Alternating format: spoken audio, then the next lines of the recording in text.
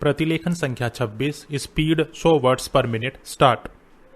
बहनों, शिक्षा संस्थाओं से जब कभी भी मुझे बुलावा आता है तो मैं वहां जाने से इनकार नहीं कर पाता, क्योंकि शिक्षा संस्थाओं से मेरा आरंभ से ही कुछ न कुछ संबंध रहा है और शिक्षा शास्त्र में भी मेरी पहले से काफी रुचि रही है। अतएव मुझे जब आपका निमंत्रण मिला, मैंने उसे बड़े हर्ष के साथ स्वीकार किया और मुझे अत्यंत प्रसन्नता है कि आज मैं यहाँ आ सका। आप सब बड़ी सौभाग्यशालिनी हैं कि आप इस कन्या महाविद्यालय में शिक्षा पा रही हैं, क्योंकि इस महाविद्यालय का इस राज्य में अपना एक विशेष महत्व है और इसका इतिहास नारी जागृति तथा उन्नति का इतिहास है।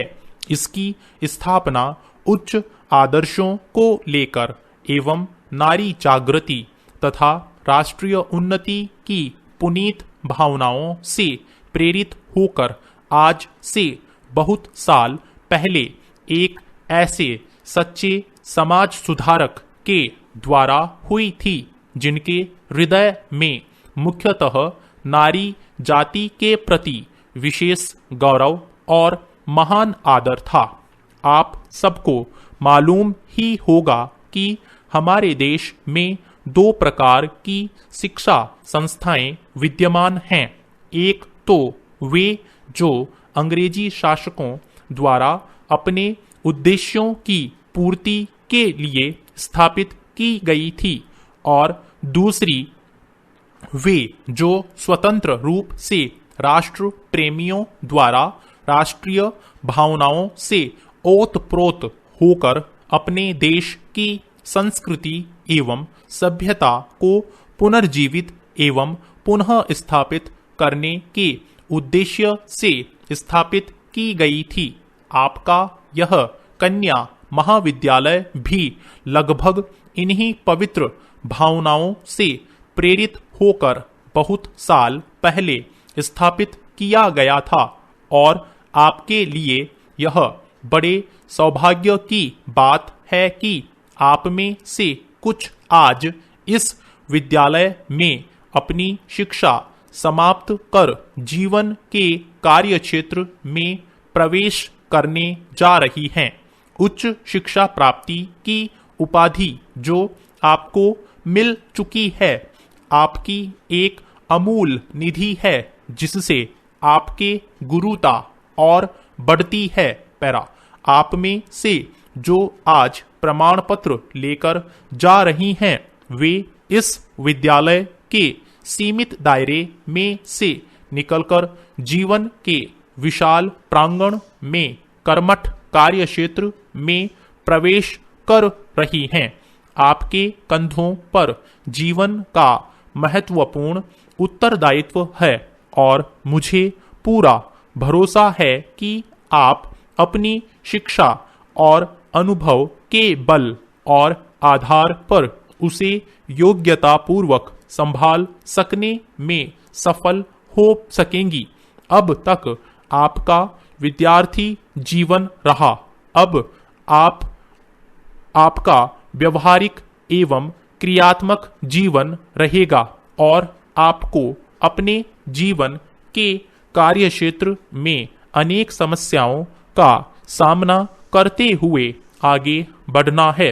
मुझे आशा है कि आपने यहाँ जो शिक्षा दीक्षा ग्रहण की, उससे आप शक्ति और स्फूर्ति ग्रहण कर स्वतंत्र देश की दायित्वपूर्ण नागरिकाओं की भांति उसे निभा सकेंगी।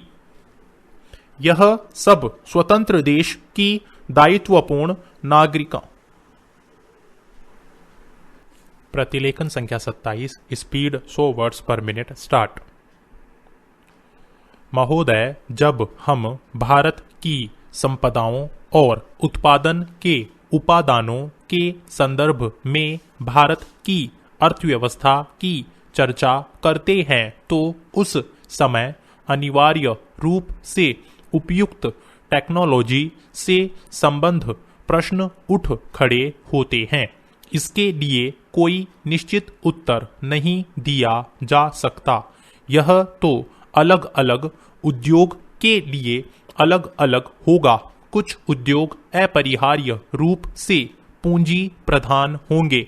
इसका हमारे सुधारों और विदेशी निवेश से कोई संबंध नहीं है। हमारे अपने सरकारी क्षेत्र में स्थापित कई उद्योग बहुत ही पूंजी प्रधान हैं। ऐसे भी कई क्षेत्र हैं जहां उत्पादन के श्रम प्रधान तरीकों का उपयोग होता है और वे प्रतियोगिता का सामना भी करते हैं। सारी दुनिया में हम आज यह देख रहे हैं कि एक जगह वेतन अधिक होने के कारण तथा दूसरी जगह सस्ते विकल्प होने के कारण उद्योग अपने स्थान बदलते रहते हैं।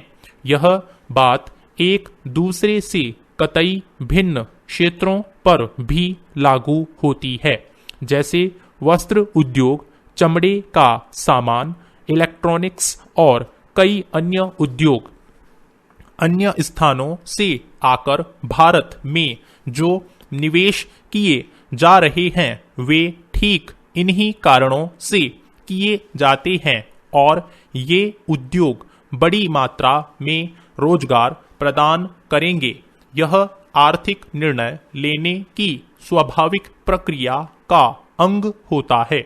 ऐसा सोचना अनुभवहीनता ही कहा जाएगा कि भारत में पूंजी प्रधान उद्योगों की स्थापना लोग जानबूझकर करें, बिना इस बात पर विचार किए कि दोनों देशों में आपेक्षिक मूल्य और हमारे सुस्थापित तुलनात्मक लाभ क्या हैं।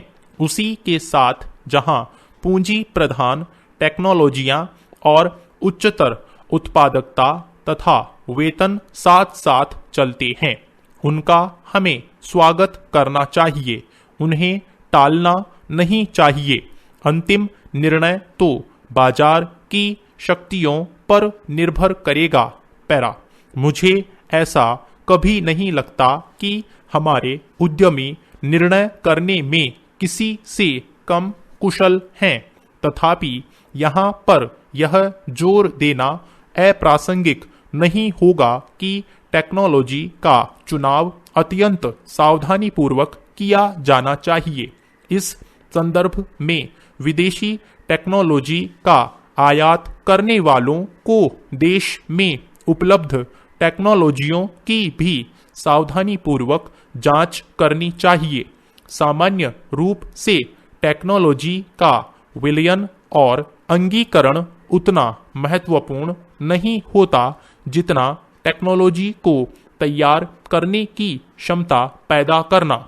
हमारे पास क्षमताएं हैं और इस क्षेत्र में हमें अपनी संपदाओं का इष्टतम उपयोग करना चाहिए।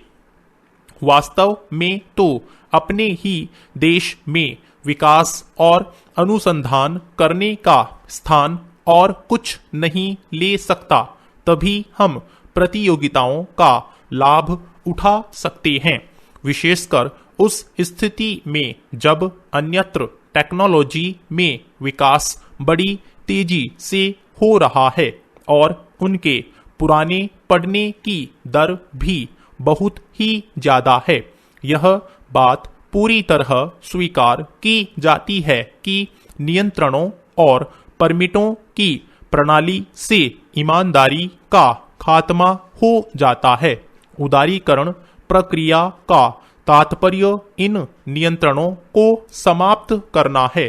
मुझे यह देखकर सचमुच बहुत खेद होता है कि इस संक्रमण काल में जब हम लाइसेंस राज से उदारीकरण की प्रणाली की ओर बढ़ रहे हैं, संरचनात्मक समायोजन हो रहा है। स्टॉप।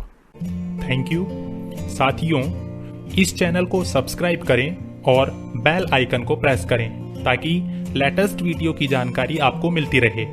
गति बढ़ाने के लिए नियमित अभ्यास करें। इस चैनल पर 80, 100, 120, 140 और 160 शब्द प्रति मिनट की गति से डिक्टेशन उपलब्ध हैं, जिनका आप स्वयं भी लाभ लें और अपने मित्रों को भी शेयर करना न भूलें। डिक्टेशन अच्छा और बुरा लगा तो लाइक और डिसलाइक अवश्य करें। कोई सुझाव या प्रश्न हो तो कमेंट बॉक्स में लिखें।